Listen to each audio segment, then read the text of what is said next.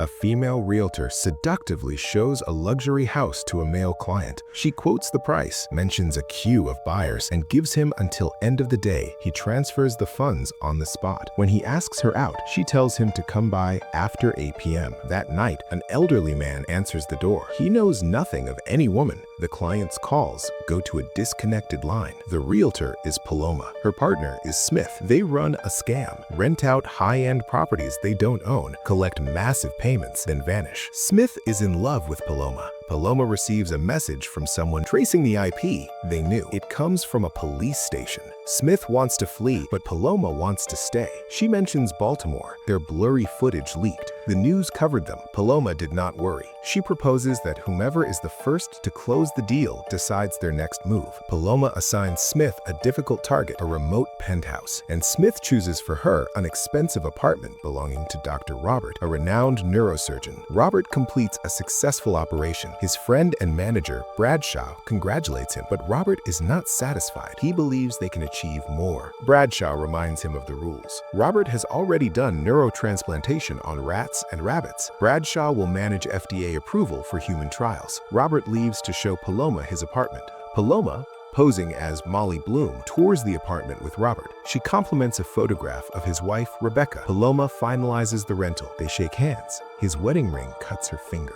Robert tends to the wound. He mentions he loves the neighborhood. His wife's parents' house is nearby. They have passed away. He gives Paloma the alarm code and password. She says she is a hugger and hugs him. After Robert leaves, Paloma calls Smith. She has already begun working on her target. Paloma disables the security cameras. She uses Rebecca's birthday, which is the security key. Robert receives notifications on his phone when she disables the cameras. Paloma disguises herself again. She shows the apartment to possible tenants, but she wasn't able to make a deal. One night, she brings a client named Tad. She deploys her usual tactics. The camera downstairs still remain active. Robert receives an alert. He saw Paloma has brought a man to the apartment. Tad becomes aggressive. He gets too close. She tries to close the deal, but Tad has no interest in renting. He forces himself on her. Her wig falls off. He throws her to the ground, pulls out a knife, and threatens her. Robert, seeing this, he rushes back. Paloma kicks Tad. His head hits something and bleeds. She tries to run, but he grabs her, pins her, slices the side of her throat. Blood splatters. Tad also loses blood from his head injury and begins losing consciousness. Robert arrives. He hit Tad with an injection, sedating him. Paloma tries to get up, but she collapses. Detective Warriker and Crace investigate a string of real estate scams. They are tracking Paloma and Smith. They sent the emails under the false name. Crace notices a pattern. The scammers use names from literary characters, so she pursues the lead. Paloma wakes in a bed inside Robert's private medical facility. Her throat is stitched. Robert is on the phone. He sees she is awake. He told her to stay still. She rip out a stitch in her neck. He bandages it. He tell her he knows she is a scammer. She should have used her intelligence to help people, not harm them. He increases her dosage of sedative, and she falls unconscious. He cleans the apartment, removes the bloody carpet. Paloma awakens, searches for an exit. Paloma finds a locked door, picks it with a hairpin, enters a corridor, hears sounds. Someone from behind grabs her. Smith has closed the deal, and she leaves Paloma a message. A police officer arrives at Robert's house, looking for Tad.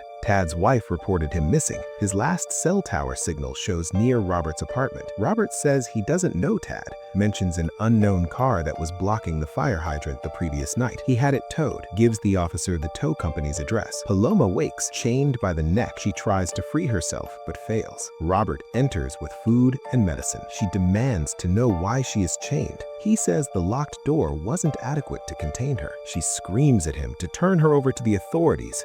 Smith waits at a bar, waits for Paloma's call, messages her to contact. In captivity, Paloma tells Robert people are looking for her, but he tells her he knows everything about her, that her family died in a car accident, and that she is a scammer who steals money from people. At the bar, a man approaches Smith. She dismisses him rudely, then receives a message from Paloma's phone to give her till the end of the week. Smith teases her, types, "Love you." The reply comes back, "Love you too." Smith freezes Paloma. She never says it back. Paloma is in danger. Smith approaches the man she rejected, apologizes, asks if he wants to get out of there. Her idea was to know what had exactly happened with Paloma, so she used this guy as decoy. Paloma wanted to use the toilet. A big man took her. She tries to talk to him, asks about the injury on his head, his name. When she asked, he does not respond, so she decided to call him Lenny. She told him who she is and everything about herself. When she was chained again, Paloma tries to attack Robert, but Lenny stopped her, pinning her to the ground. Robert told Lenny to leave. Lenny was a nurse at his hospital. A drunk driver hit him. He was in a vegetative state. Robert made him better, he says. Paloma accuses Robert of making Lenny an object. He tells her without him, Lenny would still be lying in a hospital bed. Smith and the guy from the bar are outside Robert's house. She tells him her friend Molly needs help. Her partner beats her up and she is too afraid to confront him. The man pulls out a gun. Smith says she doesn't like guns. He agrees not to carry it. He knocks on the door. Robert opens. The man forces his way inside, says he is looking for Molly, creates a whole mess. Robert asks him to leave, but when he touches Rebecca's picture and throws the frame, Robert becomes enraged and he slices the man's throat with a broken vinyl record. The man bleeds to death. Smith, knowing things had gone sideways, decides to go check herself. She sneaks into the backyard and enters through the side door. Robert receives a motion alert on his phone. Robert grabs a knife and went after her. Smith enters, encounters a barking dog in a cage. Lenny hears the noise, takes out a dart gun. Paloma manages to get out of her chain restraint. She grabs something sharp, positions herself to ambush Robert. She hears someone approach, stabs multiple times, and it was too late when she discovered it was Smith. Robert arrives and saw the bloody mess. Paloma begs him to save Smith's life. He tries to apply pressure to the wound, tries to stop the bleeding, but it wasn't working. Paloma spots Smith's gun on the ground, but was shot by Lenny with his dart gun. Robert imagines Rebecca speaking to him. She says he has a golden opportunity and he should act on it. In the morning, Paloma wakes chained. Robert is preparing for surgery. She asks if Smith is alive. She sees her on the operating table. Her head is shaved. Lenny brings in Tad's unconscious body. Paloma is shocked Robert kept Tad alive. She pleads with him to be reasonable. Robert work on the brains. Paloma, seeing this, screams, calling him a monster. The detectives narrow their search to Robert's house. Crace wonders why a neurosurgeon would rent out his apartment. Paloma watches in horror as Robert cuts through Smith's skull. Robert removes a piece of Smith's brain, transplants it, stitches the incision with a laser. He asks Tad to lift his arm. Tad slowly regains consciousness. He asks him to stand. Tad slowly rises from the bed. The detectives arrive at Robert's house. Tad approaches Paloma, mentions Baltimore. Paloma realizes it is Smith's consciousness speaking through Tad. She apologizes. She says she loves Smith so much. Suddenly, Tad seizes, grabs Paloma's hand, screams he is not Smith. Paloma calls Robert a monster, promises to kill him the first chance she gets. Tad smashes his head against the wall, collapses. Robert receives a notification. The detectives are at his front door. He exits through the outside entrance with his dog, invites them inside. The detectives notice the security cameras. Lenny prepare Paloma for surgery. Detective Crace asks Robert if he listed the apartment. Robert diverts, asks Detective Warwicker about his limp. Warwicker explains that a gunshot grazed him. He gives him his card and told him to email. He'll set him up with a doctor friend. Crace asks again about the rental. He says it is his house, but it's not on the market. He doesn't know anyone named Molly who placed the ad. She asks about Tad, who is still missing. He tells her he hasn't seen Tad. He says he already told the officer everything he knows. Crace questions why Robert needs rental income despite being a successful neurosurgeon. He asks if that is a crime. Warwicker feels they are overstepping and says it is time to leave. Lenny trims Paloma's hair. She talks about Smith and his family, asks about Lenny's family, his life before all this. She pleads with him to escape together. Lenny remains silent. Robert calls Bradshaw, asks him to come over. Detective Craze tells Warwicker something feels wrong. Tape on the floor where carpet should be. Warwicker says it is not enough, but if Craze is sure about this, they will dig deeper. Lenny took his gun, gives her the key. She frees herself, goes to Smith. Lenny shoots himself in the head. Paloma is shocked. Before she can react, Robert grabs her from behind.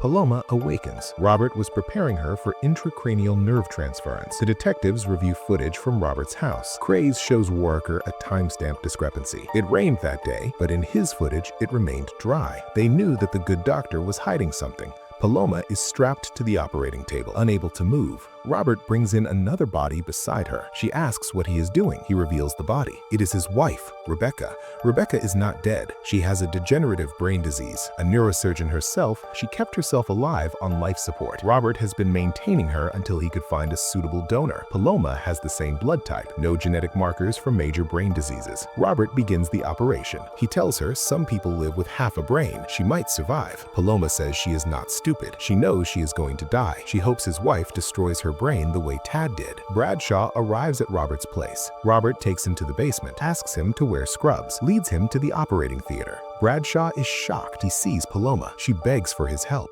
Bradshaw tells Robert he has crossed too many lines. Robert justifies, saying Paloma is a thief. He said they must sacrifice one life to save countless others. Bradshaw said he will have no part in it. He leaves. Bradshaw goes to his car, calls 911, but suddenly Robert got into the car before he can complete the call. He stabs Bradshaw. He dies. The detectives discover Robert's neighbor reported gunshots. Combined with tampered footage, they now have enough for a search warrant. Robert returns to the operating room, but Paloma is not in the table. She tries to ambush him, but he overpowers her. She is still weak from blood loss. He places her back on the operating table, begins the final surgery. The detectives arrive with a police force, break into Robert's house. Warwicker goes to the backyard, finds the secret door. They enter the basement with the police force. They find the operating room empty except for dead bodies. Robert is not in that house. He is in his wife's parents' place. He kept Rebecca hidden from everyone there. He successfully completes the operation, transplants Paloma's brain into Rebecca's body.